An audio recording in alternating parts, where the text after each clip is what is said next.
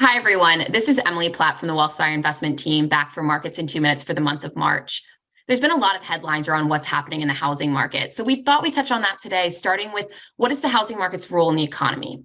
The thing to bear in mind is that residential investment itself accounts for only 4 to 5% of GDP per year, which isn't a lot, but when you take into account household services, utilities, and other expenses on housing, that adds another 12 to 13% of GDP, meaning that housing touches about a fifth of our total economy.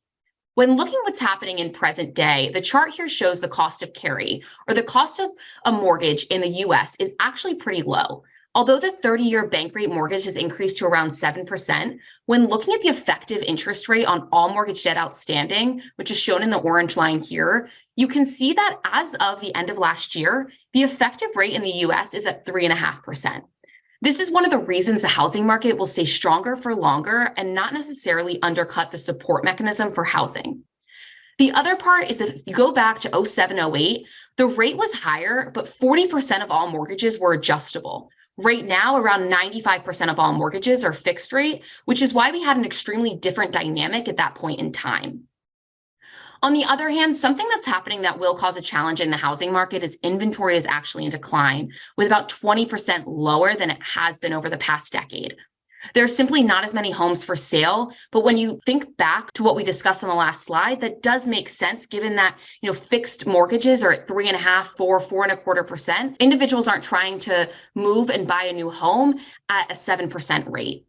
We can also see that homebuyer affordability has come down and is at the lowest we've seen since 1986. The chart here shows you that the cushion of affordability for family earning the median income has pretty much evaporated.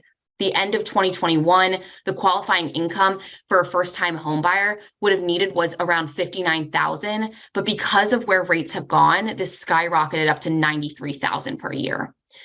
Housing activity is going to slow, but the likelihood that there will be fallout is quite improbable. Yes, sentiment is the lowest we've seen it in many decades, but there are multiple dynamics at play that are supporting the housing market, including population growth outpacing housing stock and homeowner equity more than double the mortgage debt outstanding, providing a good buffer if equity were to fall. We hope you found this helpful, and thanks for listening to this month's Markets in 2 minutes.